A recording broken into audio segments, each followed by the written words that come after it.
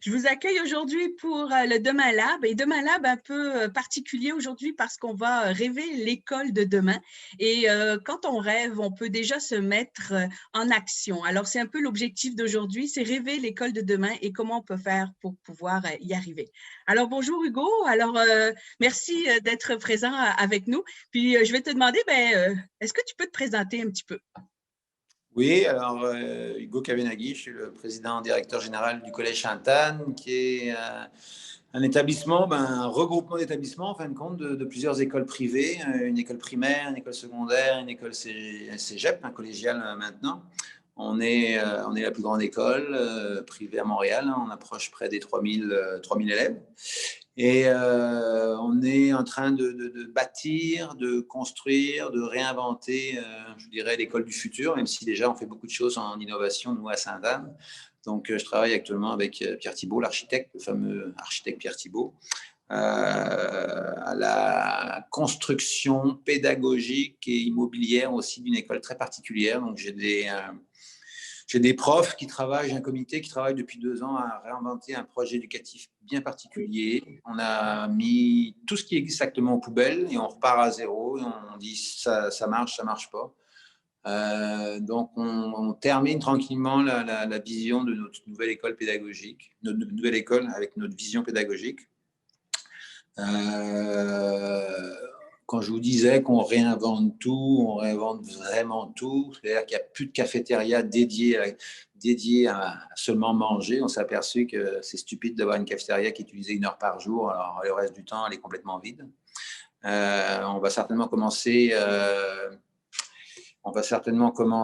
l'année scolaire également beaucoup plus tôt, parce qu'on se dit que l'été est beaucoup trop long, il y a beaucoup trop de perte d'apprentissage qui se fait, donc un début d'année plus tôt, aux alentours de mi-août, pour avoir beaucoup plus de pauses et plus longues dans l'année, donc 2 semaines à l'automne, 2 semaines à Noël, 2 semaines en février-mars. On casse les silos de français, maths, éducation physique, on casse ces silos-là, on casse les cloches, on fait beaucoup d'apprentissage multidisciplinaire. Les élèves vont beaucoup travailler en collaboration en équipe de 6 parce qu'on se dit que, d'après ce qu'on a lu, ce qu'on a appris, c'est la meilleure équipe pour apprendre, surtout pour développer la créativité. Dans cette école-là, on va mettre beaucoup l'accent aussi sur les compétences du XXIe siècle qui sont malheureusement pas très enseignées dans les écoles.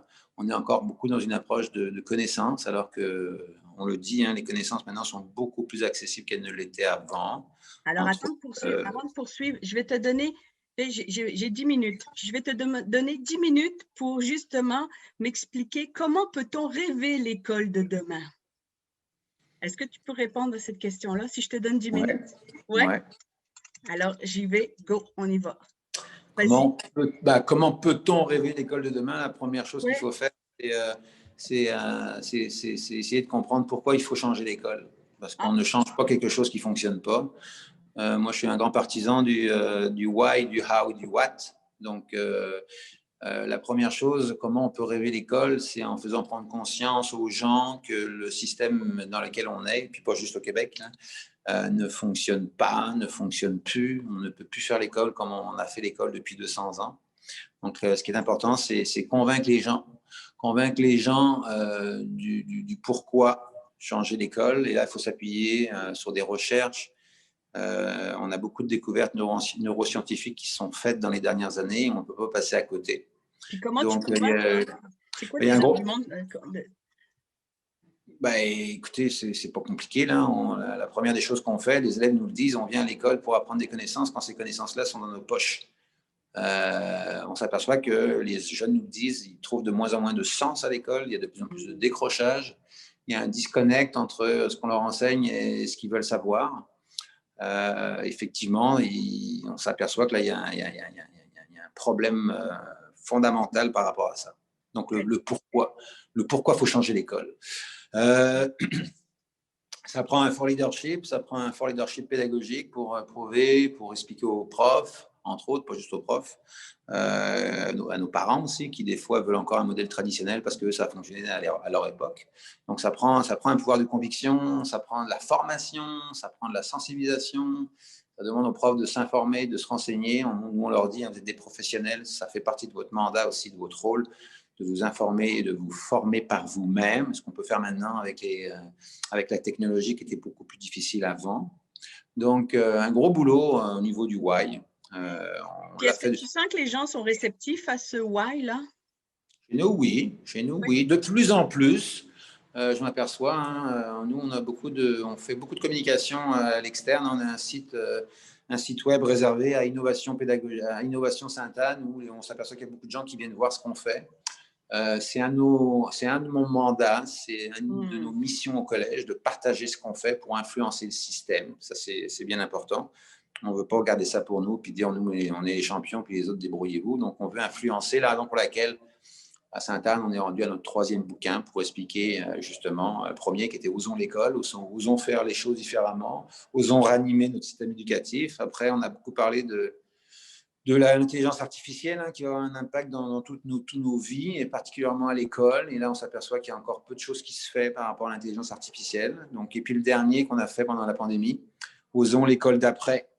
Oui. On s'est aperçu que l'école n'était pas prête. Ça fait des années qu'on dit justement que l'école n'est pas prête. Il y a très peu d'intégration de technologie qui se fait dans les classes. Donc, on a voulu partager notre expérience, comment ça a fonctionné chez nous, pourquoi ça a relativement bien fonctionné. Donc, des conférences aussi. Je fais pas mal de conférences à droite, à gauche. Donc, puis après, on partage ce qu'on fait, ce qu'on a fait, comment on l'a fait, ce qui a bien marché, ce qui n'a pas bien marché. Ça fait partie du jeu. On apprend de nos erreurs. On a créé un document qu'on a appelé le cours de demain. On parle beaucoup de l'école du futur, là.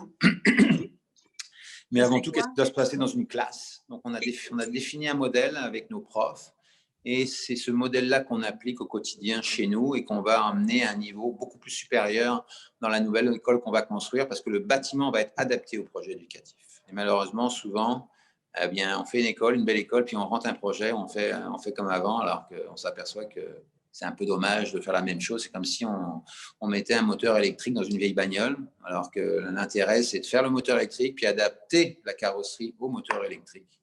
Alors, il y a une cohérence à développer là-dedans, et malheureusement, on s'aperçoit qu'on n'y est pas encore, malgré les efforts du gouvernement. On a vu ce qui s'est passé avec le Lab École, où là, on veut faire des belles écoles. On va commencer à faire des belles écoles, mais si on fait la même chose qu'on fait dans une école normale, ça ne va pas donner grand-chose, à part que les élèves vont être dans un encadrement physique plus intéressant, mais on ne s'est pas attaqué au cœur de l'école qui est l'enseignement, qui est l'apprentissage. Donc, il faudrait comme revoir un peu et avoir des enjeux ou des personnes, on va dire, multidisciplinaires qui se rencontrent. Comme là, toi, tu as travaillé avec un architecte pour pouvoir justement adapter la pédagogie aussi. Donc, il y a cet aspect-là. Ce n'est pas juste l'enseignement ou les gens qui sont dans l'enseignement qui doivent repenser leurs affaires. Non, ça part de là, par contre. Et malheureusement, il faut revoir les programmes, il faut revoir les approches pédagogiques, il faut s'inspirer de tout ce qui fonctionne. Et à partir de là, il faut construire des écoles ou les rénover, parce qu'on ne pourra pas construire 1500 écoles au Québec. Là.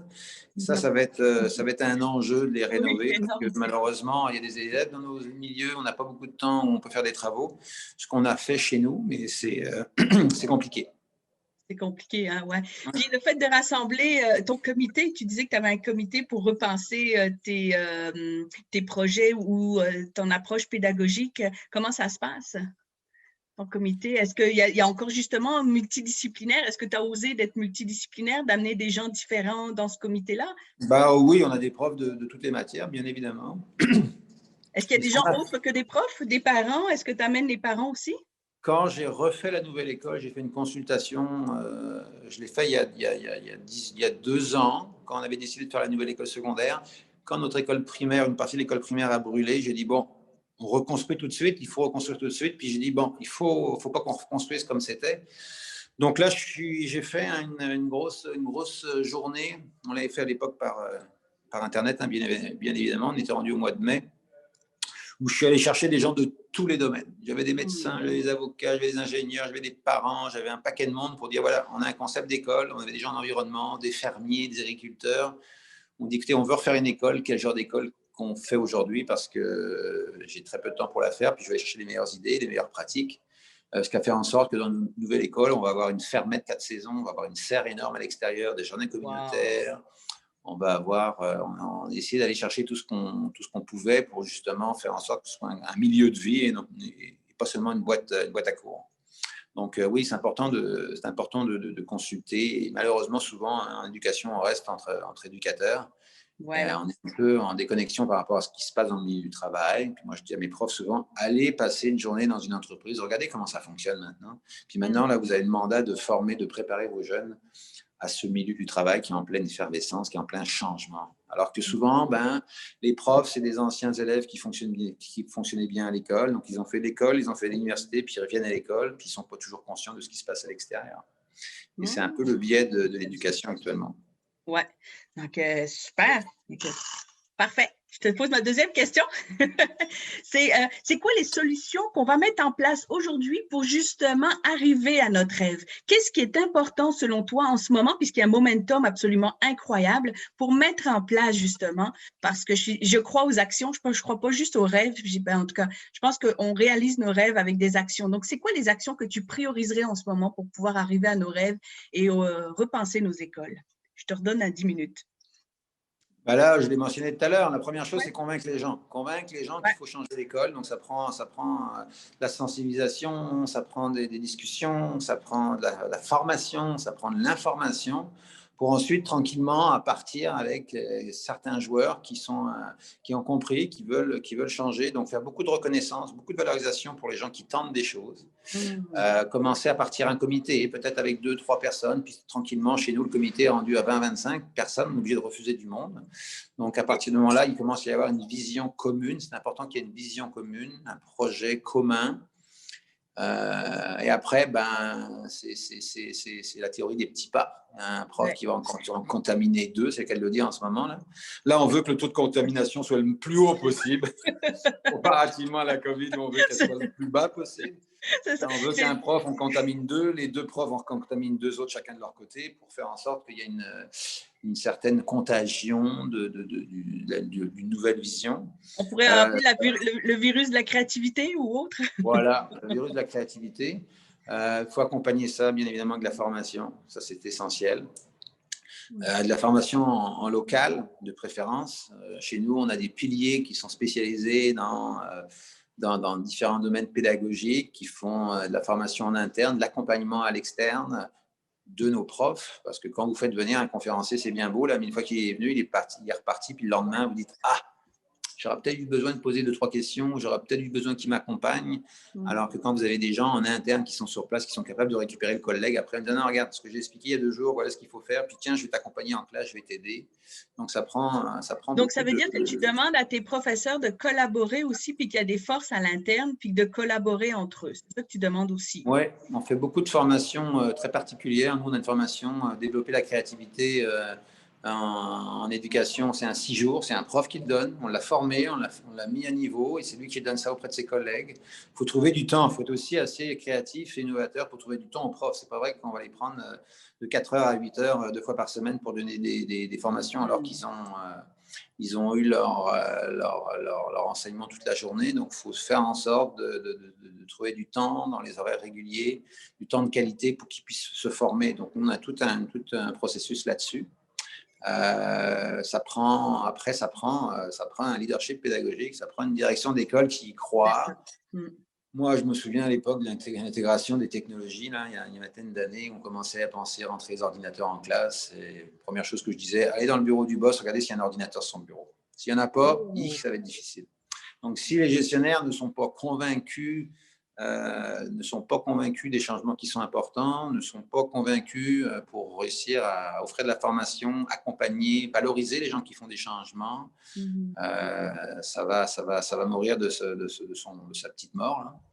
Donc, ça prend un fort leadership, ça prend de l'audace, c'est pas pour rien qu'on a appelé nos bouquins « Osons », osons faire les choses différemment, osons bousculer les paradis, osons jouer dans la bande des fois, parce que c'est vrai que c'est pas toujours facile, que ce soit auprès des élèves. Des fois, un élève, il préfère s'asseoir en classe puis écouter un prof pendant 1 heure, hein, sans rien faire, entre guillemets, puis mettre les gens en action, les faire travailler en équipe, les faire trouver leurs propres solutions, c'est rigoureux. Puis même les jeunes trouvent ça difficile. Même nous, même moi, quand je vais en conférence, je préfère tranquillement écouter le conférencier qu'on me dise « Bon, maintenant, vous allez mettre en équipe avec les gens autour de vous, vous allez travailler. » Tu fais « Oh non, ça ne me tente pas. » Mais on le sait, c'est comme ça qu'on apprend. C'est comme ça qu'on stabilise c'est comme ça qu'on stabilise des apprentissages. Alors, oui, puis pareil auprès des élèves, auprès des parents, il y a un petit pouvoir de conviction à faire auprès des parents également. C'est tout un job, mais ça se fait, on l'a fait. Et c'est juste prendre le taureau par les cornes, dire ça marche plus. Moi, je me suis ennuyé à l'école, j'ai perdu mon temps dans bien des fois, et on s'aperçoit qu'il y a beaucoup de gens, moi je consulte beaucoup des parents, des amis, on s'aperçoit énormément de personnes qui se disent, et puis il y a un bouquin, François Cardinal en a parlé, de la presse, comme quoi il était un cancre, on dit, oh mon Dieu, François Cardinal. Il y a beaucoup de gens qui ont perdu leur temps à l'école. Ça a fait des décrocheurs. Il y en a qui ont réussi à raccrocher. Malheureusement, on a des stars, on a des gens brillants qui sont actuellement sur la touche parce que le système éducatif les a mis de côté. On demandait aux enfants de s'adapter au système, alors que c'est au système de s'adapter aux jeunes, c'est au système de s'adapter à la société telle qu'elle est actuellement. Tu vois, moi, je te parle un peu de ma situation, mais moi, je suis une maman qui veut s'impliquer à l'école, qui veut avancer, qui veut collaborer avec l'école, mais je sens que le système, c'est comme s'il n'était pas prêt à m'accueillir. C'est Oui. vraiment, je pense qu'il y a plusieurs parents qui aimeraient vraiment, parce que je pense que changer l'école, c'est pas juste le système éducatif qui va le changer, je pense que c'est une responsabilité de tout le monde. Est-ce que tu partages un peu cette idée-là ou pas? En partie, ça prend quand même des spécialistes, ça prend des bonnes personnes qui veulent s'impliquer pour des bonnes raisons aussi, mais je pense qu'il faut impliquer effectivement les parents, puis on oublie souvent, nous les premiers, puis on s'est réajusté, on oublie souvent d'impliquer les jeunes. C'est des changements qu'on fait pour les jeunes. Et même si on est convaincu de ce qu'on fait, même si les profs nous suivent dans la grande majorité des cas, ça prend une implication des enfants. Les parents ont leur mot à dire, mais c'est quand même nous, entre guillemets, les spécialistes. Moi, je ne m'attends pas à aller voir mon garagiste pour dire je veux telle voiture, tu devrais faire telle chose. Ce sont quand même eux les spécialistes, c'est eux qui doivent nous suggérer. Oui. Mais l'éducation, ce n'est pas juste des cours. Donc, c'est là que c'est intéressant d'avoir les parents et les élèves. L'éducation, c'est large. Si tu fais un truc à l'école, puis c'est fustigé à la maison, c'est là que tu te dis il y a un problème. Donc, ça prend des mécanismes de consultation. Il y en a de plus en plus dans les écoles. Maintenant, il faut que les gens viennent pour les bonnes raisons. Comment tu impliques les enfants ou les jeunes? Dans différents comités, dans différentes consultations, dans des sondages. On a différents moyens d'aller chercher leur input. Comme par exemple un exemple bénin. L'an dernier, on change beaucoup les mobiliers des classes. On avait choisi un mobilier, on avait demandé aux profs, puis on a dit hey, c'est pas aux profs de choisir, c'est pas à nous de choisir, c'est aux élèves. C'est eux qui sont assis en classe 5 heures par jour. Donc, on a rentré un paquet de modèles de chaises différentes dans une classe, puis on a dit aux gamins testez-les, qu'est-ce que vous en pensez? Et c'est drôle parce que la réponse a été pas clair du tout, parce que chacun disait moi j'aime ça, l'autre aime ça, l'autre aime ça, l'autre aime ça. Donc du coup, on a rentré plusieurs modèles de chaises pour que l'élève choisisse le modèle qui lui convient. Et c'est ça, il faut s'adapter, ce qu'on appelle la flexibilité. Là. Oui. C'est s'adapter. Puis il y a un enfant, il y en a un qui, entre autres, je me souviens, il me dit moi, là, je peux travailler debout. Donc, entre autres, on a 20% de nos bureaux dans les classes qui sont des bureaux qui se lèvent. Le gamin, il veut travailler debout. Puis après, de son cours après, puis il dit, là, ça va, je vais m'asseoir. Donc, il prend un autre bureau, il prend une autre chaise. On a des bim-bang, on a des chaises hautes, on a des chaises sur roulettes, on a des chaises fixes. Il faut donner la chance aux gens de s'adapter à ce qui est le meilleur. Entre autres, c'est un exemple, mobilier pour les jeunes. Mais ça, c'est les jeunes qui nous l'ont dit. C'est les jeunes qui nous ont dit, non, on n'y a pas de consensus parce que chacun veut s'asseoir sur un élément particulier. Et comment travailles-tu la flexibilité en pédagogie ou je veux dire au niveau plus des outils pédagogiques? Est-ce que tu la travailles aussi? Oui, les enseignants sont très formés par rapport à ça, dans ce qu'on appelle la différenciation pédagogique, où on s'adapte parce qu'on sait maintenant, encore une fois, c'est prouvé que chacun apprend différemment. Donc justement, il faut faire en sorte d'en donner pour tout le monde. Et ça, c'est aussi un enjeu majeur parce que souvent, moi, les profs, quand j'entends dire hey, j'ai bien enseigné, je dis tant mieux, mais ça ne m'intéresse pas. Est-ce qu'ils ont bien appris? La question est là. Tu peux avoir été le meilleur enseignant, s'ils n'ont rien appris, tu te dis il y a un problème. Donc valide s'ils ont bien appris. Et ça, là, quand tu leur dis ça, ils font au pelaille. Ah oui. Hop là, c'est comme. La Mais c'est question est vrai. différente, hein? Ben oui, faut qu'ils apprennent. Alors peut-être que tu penses avoir bien enseigné, mais il y a peut-être un tiers des enfants qui ont bien appris avec ta méthode d'enseignement. Donc varie tes approches pédagogiques pour que ça retienne l'attention de tout le monde ou le plus grand nombre de personnes. Un métier complexe, hein, de plus en plus. Hein. On le dit, hein, la tâche d'enseignant n'est pas facile. Puis il y a des milieux qui sont beaucoup plus difficiles que d'autres, ce qui n'est pas notre cas. On a la chance quand même d'avoir des jeunes qui sont motivés, qui viennent pour apprendre. Mais rajouter ça, plus rajouter les problèmes de sécurité, les problèmes de motivation, de discipline, c'est tout un job. C'est toute une job et vraiment très intéressant. Hey, mon Dieu, bon timing! Bon timing. Ça se Comment termine t'as bien. vu? Écoute, hey, mais j'espère qu'on, justement, moi j'y crois justement de changer l'école parce que je pense que ça a un impact énorme sur nos enfants qui vont être dans l'avenir. Donc, merci beaucoup d'avoir répondu à mes questions. Vraiment, j'apprécie énormément. Puis, on va tout faire pour changer cette école-là. Ça marche. Merci.